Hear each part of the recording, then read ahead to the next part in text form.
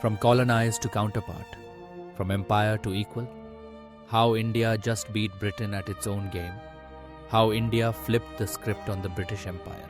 For over 200 years, Britain ruled over India. They looted us, mocked us, and called us unfit to govern ourselves. But on July 24th, 2025, the tables turned. India signed a historic trade deal with the UK, but not as a colony, as an equal. No, as a stronger partner. They once forced Indian goods out of global markets. Today, they are begging to sell gin and cars in ours. Flashback, the colonial trade loot. The British Empire built its wealth by draining India's economy. $45 trillion by some estimates. Indian weavers lost jobs. Taxes were imposed on salt and exports. Indian goods were banned in global markets. They made us buy their goods. Today, we made them pay to access our markets. The turning point, what just happened. On July 24th, 2025, India and the UK signed a historic free trade agreement. Biggest post-Brexit trade deal for the UK, as said by their own media. First FTA with a developed nation in over a decade for India. The UK cuts tariffs on 99% of Indian exports. India reduces tariffs on British goods, but only strategically, under our terms and timelines. This is a golden opportunity for sectors like textiles and apparel, Tirupur, Surat, Ludhiana to gain from zero duties in UK. Leather and footwear, Agra, Kanpur clusters benefit. Gems and jewelry, Surat and Jaipur exports to boom. Processed food, spices, marine products, huge in UK markets. MSMEs, better access to procurement markets, easier customs clearance. IT and services, smoother movement of IT professionals, chefs and yoga trainers. Auto component exporters, British EV industry depends on Indian supply chains. India's gains in numbers.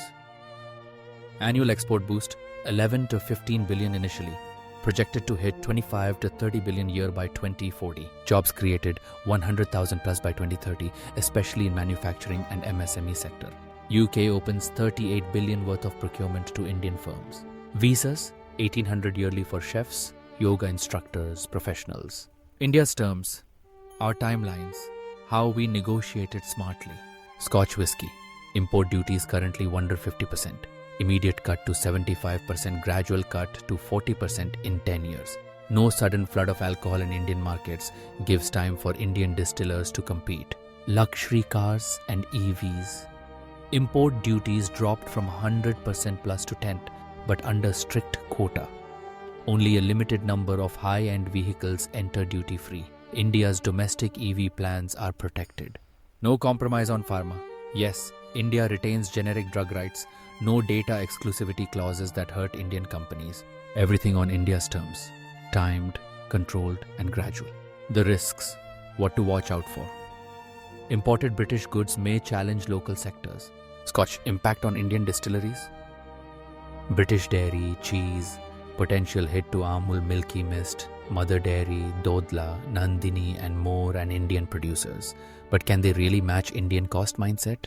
Things to watch out for. Auto and luxury brands may dent Indian premium brands if quotas rise later. Mitigation strategies. Protect MSMEs with certification, awareness and export schemes. Promote Indian products in UK aggressively. Build the Make in India for the World brand. Monitor quota usage and renegotiate if needed. The power shift. Why Britain needed this more. UK struggling post-Brexit. India is the fastest growing large economy. Indian students, startups, and professionals are Britain's soft power magnet. This deal helps UK gain relevance, not the other way around. 75 years ago, Britain gave us independence. In 2025, they gave us access because they had to. This isn't just a trade agreement, it's karmic balance from a nation looted to a nation leading. This is how forgotten India becomes a global India, proud, sovereign, and respected.